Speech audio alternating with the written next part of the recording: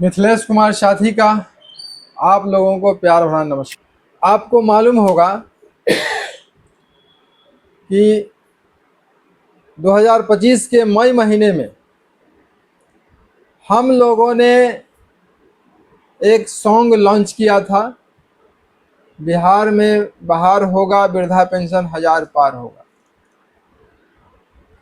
इसके साथ हमने अपनी कई एजेंडा को भी लॉन्च किया था और ठीक उसके बाद साफ पार्टी के दबाव में नीतीश सरकार ने हमारी 3 मांगों को स्वीकार किया और सत्ता में न रहते हुए भी हम लोगों ने अपनी पार्टी के जरिए सरकार पर दबाव बनाकर वृद्धा पेंशन को 400 से 1100 करवाने में सफलता पाई। हम लोगों ने न केवल वृद्धा पेंशन ही बढ़वाया बल्कि बिजली बिल भी इनसे 125 यूनिट तक फ्री करवाया और यह भी साफ पार्टी का ही दबाव का परिणाम था। इतना ही नहीं, जब हम क्षेत्र में जनसंपर्क के लिए निकलते थे तो लोग वाग ये कहते थे कि शादी में कुछ मदद किया जाए, बच्चों की शादी में,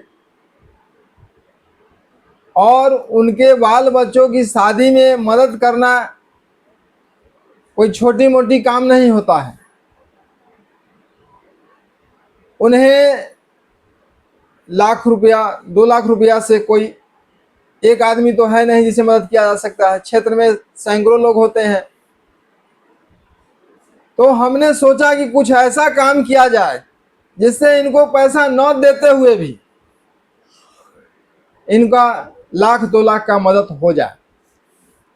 और हमने प्रत्येक पंचायत में एक विवाह भवन का एक कॉन्सेप्ट लाया, बारात घर का कॉन्सेप्ट लाया। हमने सोचा कि यदि सभी पंचायत में एक बारात घर हो जाता है तो जो गरीब गुरबे लोग हैं, शोषित वंचित लोग हैं, जो सक्षम नहीं है होटल में जाकर शादी करने के पक्ष में,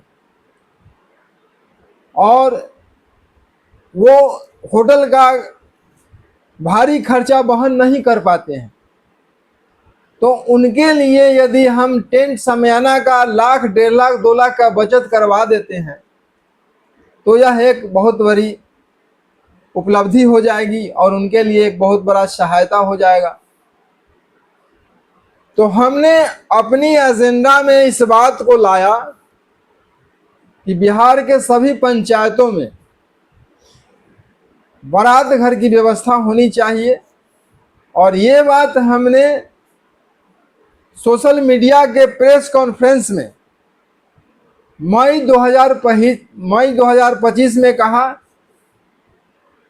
और इसको नीतीश सरकार ने जून में स्वीकार कर लिया।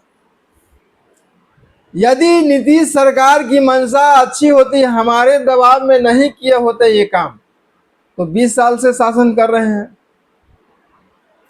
अभी तक ये सब काम पहले कर लेते। लेकिन अभी तक उन्होंने जो काम किया है वो भी देख लीजिए।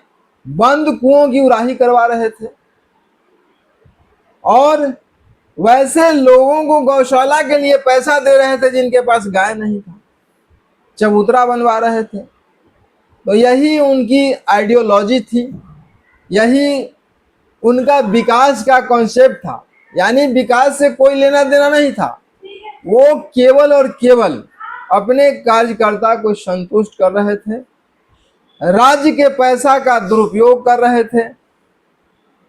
यदि विकास से लेना देना होता तो आज बिहार के तमाम अस्पताल स्वयं बीमार नहीं होता। आप बिहार के किसी भी प्राथमिक उपचार केंद्र पर चले जाइए, यदि आप गंभीर बीमारी से ग्रसित हैं, भगवान न करे कि आप गंभीर बीमारी से ग्रसित हो, और यदि आप या आपके कोई रिश्तेदार गंभीर बीमारी से ग्रसित होकर किसी भी प्राथमिक उपचार केंद्र पर जाते हैं तो आपको रेफर कर दिया जाता है सदर हॉस्पिटल। और अब रोना इस बात का है कि आज़ादी का 78 साल हो गया और आज़ादी के 78 साल होने के बाद भी अगर हमारा प्राथमिक उपचार केंद्र एक रेफर केंद्र बन के रह गया तो विकास क्या हुआ? बेवजह राज्य का पैसा बर्बाद होता चला गया, नेताओं का घर भरते चला गया। अब आइए सदर अस्पताल में, तो सदर अस्पताल खुद बीमार है, सभी बीमारियों की मुकम्मल इलाज की व्यवस्था नहीं है और यहाँ तक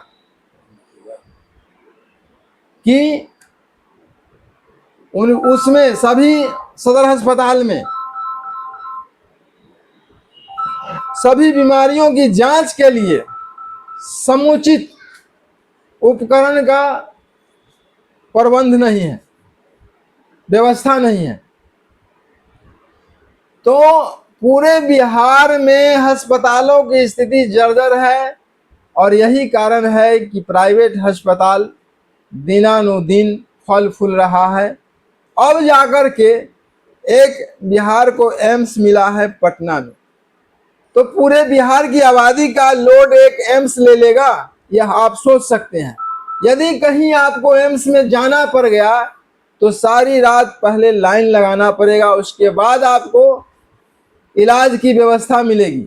और यदि इलाज की व्यवस्था मिलती भी है तो केवल डॉक्टर मिलेंगे आपको और सभी प्रकार की जांच का पूरा पूरा पैसा लगेगा। तो ये है नीतीश जी का विकास मॉडल और उनके विकास मॉडल को हमने पटरी पर लाया और वृद्धा पेंशन को हमने दबाव डलवा करके 400 से 1100 करवाया, बिजली बिल हमने 125 यूनिट माफ करवाया, उन पर दबाव डलवा करके। उनकी खुद की इच्छा होती तो 20 साल से शासन कर रहे थे, हमारे प्रेस कॉन्फ्रेंस के बाद क्यों किए? और साथी जी का कॉन्सेप्ट था बिहार के सभी पंचायतों में बारात घर हो और साफ पार्टी के दबाव में उन्होंने इसको स्वीकार किया। यदि नहीं करते तो वो इस बार सत्ता से बेदखल हो जाते। धन्यवाद।